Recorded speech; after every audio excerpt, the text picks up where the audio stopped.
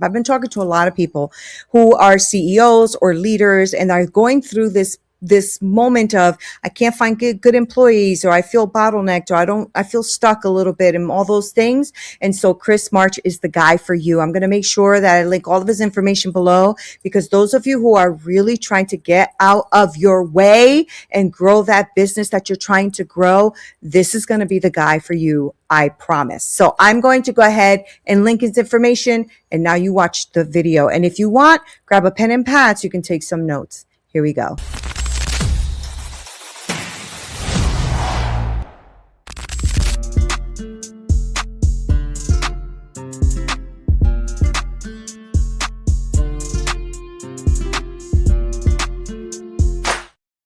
What's up, party people? This is Neena Perez, and this is Straight Talk, No Sugar Added. Now, I have someone here who I've been trying to connect with for a while. So we are excited to bring you some more development and mindset stuff. And we're going to cut through all the noise, and we're going to talk about what it really takes to grow and lead. Because you guys know, a lot of you are like always emailing me and stuff about my guest here. So I have a really good guy here for you. His name is Chris March. He's a leadership strategist for over 20 years of experience helping executives break through those bottlenecks, make clear decisions to get real results. Because y'all know, with all the noise out there, we are all getting bottlenecked. We're all getting stuck somewhere. So if you ever felt stuck, this is going to be the episode for you. So go grab a pen and pad. Let's go, because I got the guy here for you. Hi, Chris. Welcome to Straight Talk. How are you?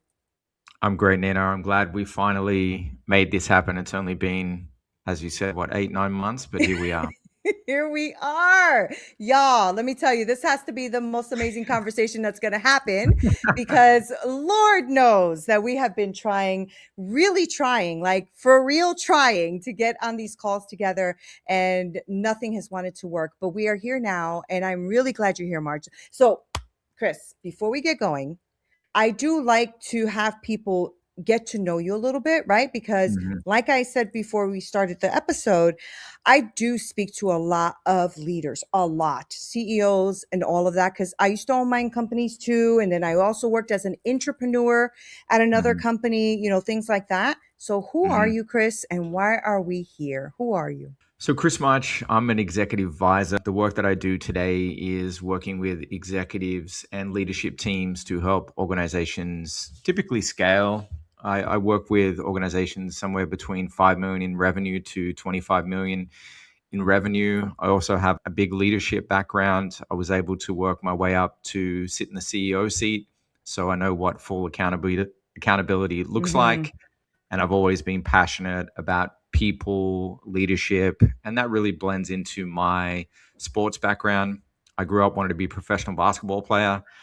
Clearly, I didn't. Cool. Clearly, I didn't make it. Otherwise, we'd be having a different conversation. So I took that discipline and mindset from my professional career, what I thought was a professional career, and then took that into working my way up in the corporate space, and now working directly with founders, CEOs, leadership teams in the work that I do. I'm glad that you sat on either side of that table, right? Because a lot of leaders do feel stuck, or they have a big responsibility, and it is really hard at times to get unstuck or get out of your own way, right? And so being that you've been on both ends of that, what do you think is actually going on beneath the surface? Why do these leaders even feel stuck to begin with? It's a big question, and also a very complex way to think about it. And I think it firstly starts with yourself. Leadership is an internal game. How you turn up for yourself is also how you turn up with everyone else. So I'm a big believer in self-leadership. Right. Before you can lead others, you have to be able to lead yourself. What does that look like? Can you explain that to me? So what I mean by that is, meaning if you're disciplined with yourself, that is going to then lean into how you turn up every single day. And if you can self-lead, then you can self-lead others. And a lot of times people think about, am I truly a leader? I think we really get caught up with the titles and everything that comes with that. I think a lot of different people, we're leaders in capacity at home. You don't need a title to lead, right? Or you could be a leader in your community. You're a leader to your kids at home. Nina, if you have kids or if anyone's listening, Mm-hmm. how do you Mm-hmm. turn up and what do you do to help people move forward? And I Mm-hmm. think that's Mm-hmm. the biggest thing we've misconstrued when it comes to leadership. Leadership is really just about evoking people to move from A to B and whatever A to B looks like. Right. And you are also, as you're talking, I'm thinking about imposter syndrome and how a lot of Hmm. leaders do go through that, right? So I love that you broke it down like that. Like you lead at home all the time, or you'll lead Hmm. yourself to go shopping, or you'll lead yourself to Hmm. make these decisions. Hmm. And then when it comes to working for someone else or having a company or whatever, all of a sudden this imposter syndrome stuff starts coming up. Hmm. And that's a real thing. Like that's a Hmm. real thing, right? A lot of people are Hmm. like, oh, imposter syndrome is BS. No, I don't think so. I think all of us go through that. I think all of us go through that, right? Absolutely. I see it Yeah. at the highest level with people who are running multi-million dollar Mm-hmm. businesses, have Mm-hmm. multiple businesses, right? The important thing to recognize when you feel imposter syndrome is to embrace it like anything. Recognize it, Yes. understand it, acknowledge it, and work through it. Imposter syndrome, breaking through that, is just repeated evidence of seeing yourself doing something over and over again. Right. That's how you Right. break through it. It's that saying I'm always talking about, which is do it afraid, right? Because a lot of Mm, times we just are we get, and I think you talked a little bit about this because I've read about your bio and read a mm, bunch of things about you, and you talk about decision gridlock, right? mm, mhm, And I think that decision gridlock also happens because we have imposter syndrome, so we mm, kind of get frozen almost, right? mhm, So mhm, how for somebody who's listening right now, because I've worked with so many leaders and billionaires and everything, and they all still go through this. Like they might mhm, make decisions quicker. Now that I did notice, and I did get that a lot from the billionaires I worked with. Like they made a mhm, decision, it was done. It wasn't mm, like they sat with it for weeks and weeks and let me see how it goes. No, they like broke through barriers, and that mhm. impressed me. Yeah. But decision gridlock is a real thing. And so Mm. I'm wondering, how do we break away from that? And well, let's back up. What is decision gridlock? What causes that, and what is it? Decision gridlock, if we look at it from a business sense, typically in founder-led businesses, you are creating your own ceiling if everything still has Mm-hmm. to be funneled through you from a decision right perspective. Yes. Yes. Right? That's the Yes. main thing. You build a business, it's you. It becomes, use an analogy of having a child, right? You have to grow with it, you support it, and then at some stage you have to let the baby Yeah. crawl and let people crawl, right? And I think that a lot of people get stuck in that founder-led stage to the Yep. growing stage as you bring in different people. How does that business operate and how do decisions get gridlocked, or how do we transfer those decision rights to the key people within the organization? Mm-hmm. Mm-hmm. Otherwise, you're creating a key dependency risk, which is you, the founder. Right. No, and that is. Do you think that's fear based? It's a lot of things based. I think it's fear that you cannot trust someone else to do it to Yeah. the standard that you have, right? And I see Mm-hmm. this pattern a lot of the times where founders go, they can't do it as good as I do. Right. But of course Right. not. You created this business on your Right. own IP, and your level of understanding and intention of this business doing well is higher than everyone else's because you're the owner. Right. Right. And that happens way more than I thought it did, actually, because when I speak to a lot of people who are leading major companies, Mm, they always say, well, they can't do it as good as I, but you also won't be able to grow either. Like you have to be able to have a team or people. mm, You cannot do it by yourself. We just can't. And I know now, this is an interesting question. So how do mm. you feel about AI, right? And how AI has been coming in, because I'm noticing like so much, yeah, I don't know, infomercials or commercials or whatever about AI being, you being the one team member, and the AI will do everything. How do you feel about that? As entrepreneurs and business owners, we have thousands of ideas every day. Hmm. We think they're great ideas. Right. Not all ideas are created equal. We're always Right. thinking this has to come, this has to come. And strategically, you have to deprioritize the wrong things in order to do the right things to help move the business forward. Hmm. With AI, it's one of those shiny objects we're looking at thinking it's going to be a silver bullet. It's Yep. not always a silver bullet. If your business doesn't have standard operating procedures and workflows that enable right now, So AI is true. not going to be able to prevent that. You That's so need to true. have foundations first, systemize processes before you can pass it off to AI to speed up some of those manual reoccurring tasks. So before you think about AI, tell me your business, you have standard operating procedures and where things are getting stuck. So true. So true. Okay. So when I was an entrepreneur for this major organization, right? Mm, I had to build the business from inside the business. And mm, I had to come up with all of the standard operating procedures and everything else. And I remember as I was building it out, I was getting some pushback about, some certain things. But mm, without standard operating procedures, I couldn't sell the dream. I couldn't actually tell them this is what needs to happen for this to occur.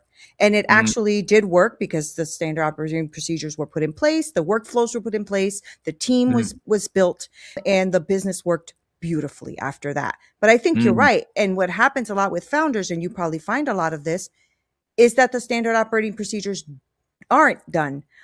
There isn't any. And it's so No, confusing. Yeah. Yeah. I work with a lot of people every year and I see this time and time again. Yeah. No one has standing operating procedures. It's in a very small percentile that So do. true. So true. So how can the business run without you? Right.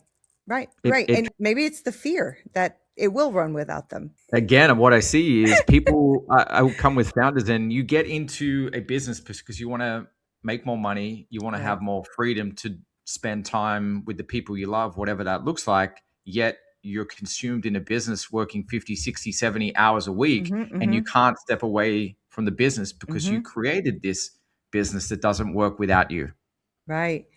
I think this is where your expertise and what you do is so important because when people are working for big organizations and then they decide, I'm going to go off on my own, they Mm, didn't realize that the reason that they were so successful in the business that they were in is probably because the systems were already set up. Right? mm, They walked mhm, into to the organization, the business, whatever. The systems were set up, the workflows were set up, standard operating procedures were set up. You probably have a few assistants around you as well. And so, of course, you bloomed. Of course, you did well. And then we think, oh, I can do this on my own, right? mm, But Chris, this is where somebody like you has to step in because these bottleneck, or gridlock, I should say, these mm. decision gridlocks that we have, it's usually because we didn't see the whole picture before we went into all of this. And so, what do you think is the first way that they can start breaking it immediately? How can they break these decision gridlocks? So the first thing you want to look at is your meeting cadence. A lot of times a pattern I see is that we're having meetings for the sake of having meetings. Yes, you have a meeting to have the meeting to talk about the meeting you had Exactly. So all the time. are we having meetings to provide updates? Are we having meetings to make decisions? Right, right. Those are two different things. So for anyone that's listening, have a think about the meetings that you're in. Are they purely update based or they're outcome based of making a decision? So there's a simple framework that I recommend with the people that I work with, and it's this 4-step. What's the problem that we're trying to solve? What's the implication or the consequence if we don't solve it? What's the recommendation? And what's the decision? I love that. I love that. Very simple. If you go into every meeting following that very simple framework, that will go from updates to decisions to Yeah. moving things forward. Yeah, I agree because I think updates, especially, I used to get so annoyed with all the meetings to have the meeting to talk about the meeting that you had with the meeting. And I used to just get so frustrated. So I would I'm not going to this meeting. Why? Because you can email me the updates. You know what Exactly. I That mean? Like email it to me. Yeah. I'm not telling you or the audience anything that they don't Yeah. already know. Yeah. This is highly wasteful across organizations. So It happens all the time too. it happens You all the must you time. must see it all the time when you're Oh, working with people. absolutely. The Yeah. little things you can do is if you typically run a 60-minute meeting, let's say we just thought that that was the right period of time, bring it down to 45 Right, or right, 30 right. minutes down to 15 minutes. That's 15 minutes that you get back a day, let's say. That's going to Yeah. compound over a year. You've got 2 or 3 weeks back as well. Yeah. Those little incremental pieces will compound over time. That's really great. And I'm sure that that's something that the leaders that you're working with and the CEOs must appreciate, because a lot of people don't think about that, right? That wasted moment. Like if you put the time to be shorter, you're going to get to the point quicker, I think, right? You're not going to waste so much time, right?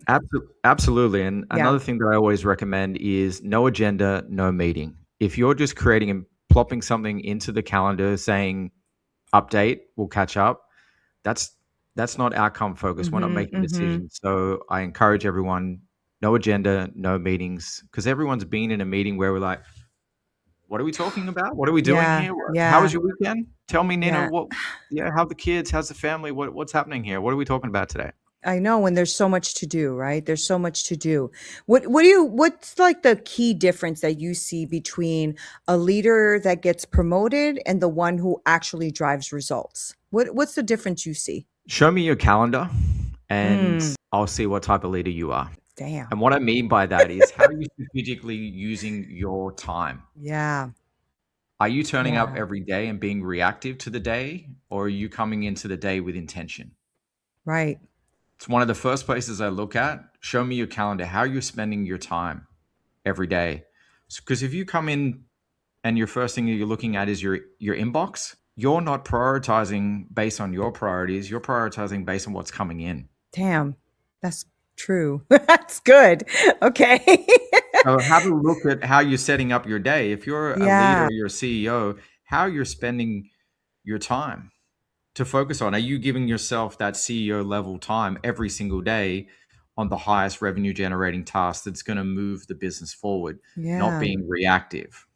Right, right. Oh, that's good. So tell me about your business, your framework, what it is that you do. So I'm very fortunate to have a lot of guests that have been on the show work with people who have listened to the show.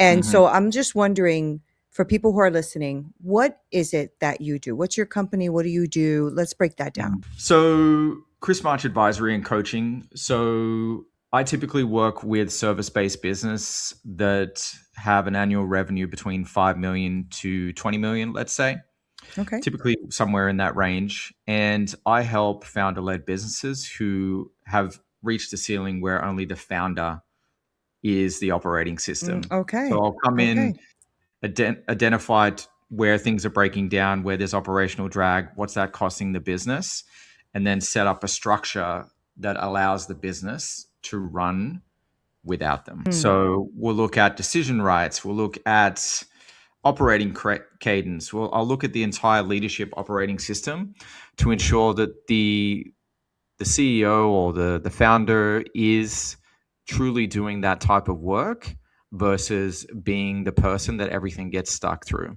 Yeah. And Yeah. that's the main focus of the work that I do. So Yeah, that's good. that could involve me coaching the executive and helping guide them on that, and also working directly with their leadership teams. Depends on the scope of work that is required. I also have an Hmm, executive hmm. coaching background as well. I've coached hundreds of leaders in that space. So I really come from coaching, advisory, and also governance.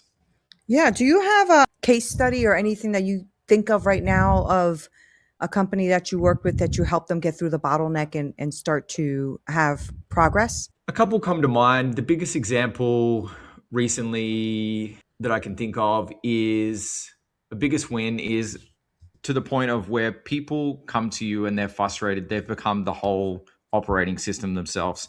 No, all the decisions run through them. They haven't taken a holiday, a vacation in 1 or 2 Right. years. So one win that I'm recently proud of, once we started working together, the CEO, I said, all right, 6 months from now, our end goal is that you're going to take a vacation. And Nice. that scared them. I'm sure. Six, 6 months from now, a vacation where your phone is off, you're not contactable, and that's our runway. So through the systems that we were able to implement, decision rights, where everything flowed through the operating system, how everything should run, and where the threshold for them to get involved enabled us to slowly get to that point. 6 months, they took that vacation, turned They their phone did. off, present for their family, I love it. that's a win. That's a big win, right? Because they Massive. realized the world didn't come to an end because Yeah. you went away, you know. But I think that's very, very difficult for people. I mean, even as an entrepreneur, it was hard for me too. Like, I didn't want to leave my team. Could they manage it? Mhm. I'm gonna go on a cruise and make sure nobody can reach me because that's what I wanted, right? But I didn't. The whole first year, I didn't take a vacation at all. And my CEO was like, "You need to go. Like, you need to get out of here." I'm like, "Oh Absolutely. no, but what if something happens, and the world Mm. didn't come to an end?" Then I took a cruise every year after that. But Mm. the first year, it was crazy. So, Yep. okay, so you got this person to go ahead and take that vacation, right? Mm. So was that because you set up the system and the roadway Yeah. for her to, okay, or him? Yeah. A lot of the times, again, using that example, we have people who are in that role where they're purely just execution. Their Yes. execution phase, they're focused. They create a system where they're the fallback of everything. They're Mm-hmm, checking mm-hmm, your mm-hmm. everything still needs to come through to them. They're leaving comments on work. They're not allowing people to do the full scope of their work, and everything continues to bottleneck up Yeah. through there. So we really Yeah. focused on, you're not an executor, you're strategic. Where are you spending your time? Your Mm-hmm. role in that is to manage performance, risks, and decisions. That's the Yeah. shift. Yeah. So what do you think is one shift then? What's one mindset shift that can instantly change how someone is leading? Think about your hourly rate. So let's say, Nina, you charge out at $1,000 an hour. I'm just Right. going to say that, or for listeners out there, what would you charge for an hour per your work that you do? Do an audit Mm-hmm. of where you Mm-hmm. spent your time last week. And do all of those activities align with $1,000 hourly rate? I'm going to say no. Right. Right. I'm going to say 95% of the work that you're doing is probably low value, $25, maybe 30, 100 even, let's say. That's not where you need to be spending your time. Mm-hmm. That's good. Do you believe in tracking, like tracking performance, performance tracking? Absolutely. And Yeah. you in that seed, you're tracking performance. You should be creating a dashboard for you to be able to look at a couple of different metrics that are based across the organization Yeah. to give you what is healthy. Because you're no longer in the execution side. You are then creating a system where you can track the performance and mitigate any risks and decisions at your level. That's Yeah. the shift that you need to make. No, I agree with that. And I think that's a big shift, not just in organizations and businesses, but also like in your life, in your personal life, right? Mm. Like I have a whole performance tracking dashboard that I do. And Good. it's because of that I've been moving forward and becoming successful. It's Mm. just because I'm Mm. every day checking off the boxes, Mm. switching the goals as I need and then checking Mm. off the boxes. Mm. But I started that this year and I've seen a crazy improvement in Yeah. everything that I do. And I'm like, dang, I should have done this years ago because I used to have a checklist and check Yeah. everything off. But when you're like following the metrics, following the Mm. performance, following what you're doing, like I think today I hit 104 days of working out, right? Without Well done. Well done. without taking a day off. Thank you. I wouldn't have done that though had I not tracked it. Mm. I've been trying to do that all my life, but now that I'm Mm. tracking it, I'm better. Right. So, and I'm just using that as an example, but I believe that also for businesses, because you're right. I think we come up with the $1,000 an hour idea because we Mm. know that what we know is valuable. But when you're not tracking it the way you said, or did anything that you do this week actually make it $1,000 worth an hour? Dang, Mm. that puts perspective. Absolutely. And Yeah. to your point around that visualization, if you as a leader across an organization, if it's not visible to your team, the natural default is will come back to you. Yeah. Yep. So you need to be very clear on those metrics. And then from there, you can measure performance against that. Much Mm-hmm, easier to mm-hmm. manage that way. I think also for leadership, it's much easier for them too, for your leaders, right? Because when you are clear about what it is you want and you show them the vision and show them where they're going, Mhm. they're going to follow. Not only Yeah. are they going to follow, they're going to want the goal, right? Because I remember when I was very clear, when my CEOs and stuff were very clear about what the goal was, I made sure I was at it. I was on it, right? But when I didn't know, and I'm like, what are we doing? What exactly is going on? I didn't feel like doing it. Let's just be real. You just don't. You're demotivated, right? So I think if everybody has the SOPs and this is where we're going and this is the vision and this is where it's at, people actually want to succeed more than they just want to go and just work to get a paycheck. I think most of us want to work and have an outcome, right? Do you feel that way? Absolutely. And I think in hearing that, they want to know what the work that they're doing contributes to the overall purpose of the organization, whatever that may be. So you mentioned the vision. What's the mission of the organization? Right. So whatever that mission is, what does my work do from a day-to-day to tie into that mission? Yeah, that's good. That's good. Do you feel like when you go into, well, let me ask you this. So when you're going into these organizations, so somebody's hearing right now and they're like, okay, I'm definitely the bottleneck. I need help, right? What does that look like, Chris? So does somebody just like reach out to you and you work with them for 3 months, 5 months, is a year? Like, how does that work? Typically, it depends the scope of the work. How big is the organization? Typically, it's somewhere between 3 to 6 months. Can be longer. Yeah. I've been working with organizations for over 12 months now. So it really depends where they're at in their own journey. But typically, it takes time, right? Yeah, it takes time. it does. It's not gonna happen overnight, and it's not something we can just switch on. So typically, as a minimum, 6 months. In most cases, 12 months. Yeah. I think that's reasonable. I think the expectations of people sometimes is a little ridiculous, right? I mean, and that's with anything, right? Like exercising and diet or calling in somebody to, because a lot of times I think, especially some of the leaders I've spoken to, everybody else is the problem. So you're actually there to fix them, right? Yeah. Until you get into it and realize that actually they're the problem and you got to start at the head. Yeah. Yeah. And then that's also the opportunity and the challenge, right? Sometimes because you're the CEO, you're the founder, you don't know that you have a problem. You're the bottleneck, but you haven't diagnosed that yet. So my responsibility is to be that mirror of accountability and say, unfortunately, you have created this. Now we have to create the system that supports this. That must be really fun conversations. So for someone who's listening right now, because I know I promised you 30 minutes, but someone who's listening right now who is in leadership or is a CEO and is feeling stuck, right? What do you think is the first move that they need to make today? Like if they're listening to you right now, what's that move? Where are you spending your time? Yeah, so you're going to go back to that because that's the most important, right? Yeah. Where are you spending your time? Yeah. Whatever role you're operating, are you operating at that level consistently? And are you enabling a system or are you creating a system? Ooh, that's good. Wait. Back up. Break that down. So are you creating a system or are you enabling a system? And what I mean by that is if you are stepping back in to a system and being the executor and allowing everyone to recognize that you're the fallback for everything, that's not a capability issue. That's a system gap issue. Yeah.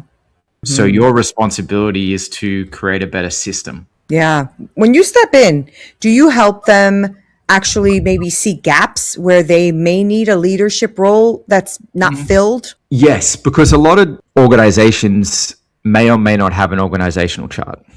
And that's something that I'll look at as well and recognize, give me an outlook of how this organization is currently designed. Tell me where the gaps are currently.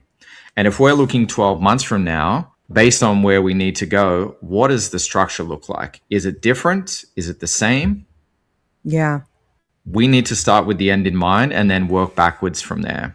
And then depending where our gaps are, we're going to sequence the next hire based on where our gaps are. And then so on and so forth from that period onwards. I think it's important, right? Because if, like, let's say that the CEO who's listening to us right now did make his or her company go to 5 million in revenue, right? And they're probably thinking that's very successful. And it is. Also, you can't do what you keep doing to make it to 6 million or 7. You have got to change, right? Mhm. And I think that that's really important. And the work that you do is super important. I honestly wish that it was just like something that they had to do. Like every Yeah. new CEO or, or leader has to hire like a Chris March, because that's always, I feel like the hard part, the bottleneck part, like the part where you get to a certain point and you think you're successful. So now you're stuck in your own self because you don't see that you have to move forward. Right. But somebody like you can step in and help that. I'll leave my last thought with this. The more valuable you are to the business, the less valuable your business is. Right. Ooh, Chris, where's my mic? I got to drop it on around here. That's true. That is so damn true. Right. And I know for me, when I had to let go of my business, I was like babying that thing for so long. And it was because it was my baby. It was my baby. It was my baby. Right. And it wasn't until I actually let it go that I realized I had more freedom, to do actually other things that I wanted to do. That's a whole different story. But the thing is I think that we need to, I know that we need to evaluate where we are and can I keep going at this rate and still be successful? So for those of you who are listening and you heard Chris, I'm telling you that there's always blind spots that you will have where you need someone that doesn't have a reason to lie to you about anything, just comes in to help you with the strategy to move forward. So for those who are listening and are really resonating with what you're saying, how can they find you or work with you and your team? The best way to get in contact with me is either through my website, which is chrismarchcoaching.com, or you can get in contact with me through LinkedIn. I also post on LinkedIn 2 to 3 times a week, just sharing some field notes around founders that I work with and different types of scenarios, just to help founders out there as well through my content. So those are the 2 best ways. Okay. Well, Chris, thank you for being on Straight Talk, for the patience throughout the last few months trying to get on here. This is a great conversation. I'm going to make sure that, my team puts everything in the show notes for people to reach out to you. The work you're doing is really, really important. I think people are now at a place, especially the people out here finding jobs, are looking for places where they can have value and also where they can connect with the culture. So I think if we as CEOs and leaders and stuff really outline and show people what that is, the better quality of employees that we will have and the better leaderships that we will develop. At least that's how I feel about it. So thank you for being here. I appreciate you. Thank you, Neena. Guys, thank you for hanging out with me and Chris. This was such a good conversation. I'm going to make sure to link all of his information below. I want to make sure that all of you who keep listening and emailing me and all that great stuff, that you have a way to contact Chris. I think the work that he is doing is really, really important. And being that he has been on both sides of the aisle on this one, he can really help you get over that bottleneck and move forward to that next few million that you want to create, y'all. I love you guys so much. This is Neena Perez. This is Straight Talk, no sugar added.